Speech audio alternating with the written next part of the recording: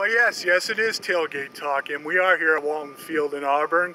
Callie Oaks, Randy Whitehouse, and we're looking at the Class B schedule this week. And we'll start in Eastern B with the game of the year so far in Class B, and that's Mount Blue and Garden. Yeah, we've all been waiting for this, and I think certainly Mount Blue has been waiting for it after Brewer, and then they had MDI, and who do they have in between? Madison. So there are 3 games that really weren't a real challenge for the Cougars in their drop to the Eastern B division. Now they get a definite challenge against a team they know a little something about. Gardner and Mount Blue used to play every year in Class A in that division of the Pine Tree Conference. They haven't played for 10 years. You know, a game of the year mentality certainly going in. There should be a great atmosphere.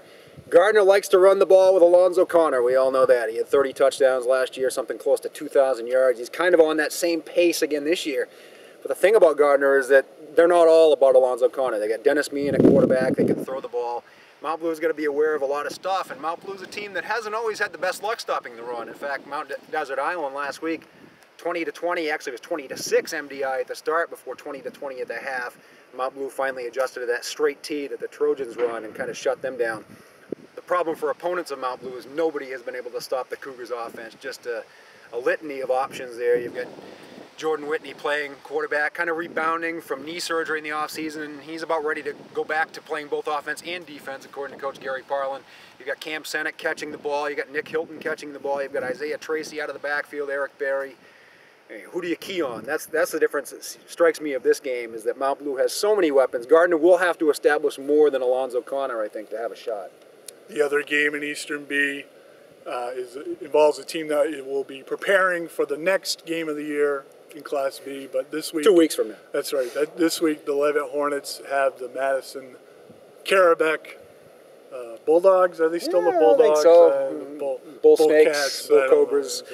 That's an old MVC matchup from the good old days back in the 70s and 80s, Leavitt and Madison. In fact, I think I even remember covering a Leavitt-Madison game in the 90s. And Madison won that one, if memory serves. I don't see that happening this time, although you got to give the Bulldogs some credit. They're 2-1. I don't think anybody expected them to be 2-1. I know I picked them for the cellar at Eastern B, and I think you did too. I think we were both kind of on that minus bandwagon for Madison, but they've certainly shown the ability to score a lot of points. The issue has been defense. Can they slow down Leavitt? They couldn't slow down Mount Blue. They gave up 51 in the first half, and the game was over early. I think it was 35-0 at the end of the first quarter. Leavitt, of course, with that same variety of weapons. You got Jordan Hersom, you got Jake Willett. Jake Willett seems to be the emphasis the last couple of weeks in getting him the ball and grinding it out, which will only serve the Hornets well later in the season as they seek to diversify that round game that seemed to be centered heavily on Jordan Hersom last year. Don't see a lot of potential for this one being close. Over to Western B, and Spruce Mountain, which has lost its last 2 in a row, is heading to Wells. Tough matchup for just a brutal early schedule for the Phoenix. You know, they can obviously make a huge turnaround in their season if they can pick up a win here. But Wells, you're talking about one of the elite teams in Western B. And I think even if you don't pick up a win, the focus has got to be on playing well at Wells, because you've got a schedule that's manageable after this.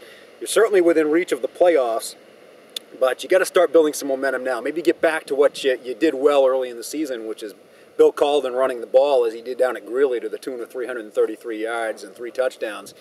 You know, maybe a little more emphasis on the running game this week, and if they can grind out some drives, maybe keep Wells from getting that high-powered offense going. But certainly it's a tough road trip, and 1-3 wouldn't be the end of the world in this conference with 8 teams making the playoffs instead of 4 in the past. But again, I think Spruce has got to start to build something this week, win or lose.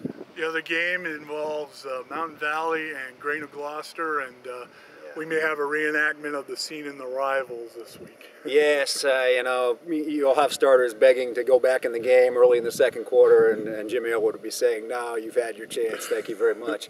I know I covered a game a couple of years ago that was 68-8, and Mountain Valley was being very kind and very gentle, and not to beat up on Grain of Gloucester. They are building something for the future. They are heavy with freshmen and sophomores, and they've actually done a decent job, I think, keeping some of these teams down in the 30 or 40 point range, but I can certainly see Mountain Valley getting that in a hurry before calling off the Dogs. All right, so that'll do it for Tailgate Talk. If you want to find more high school coverage, log on to sunjournal.com.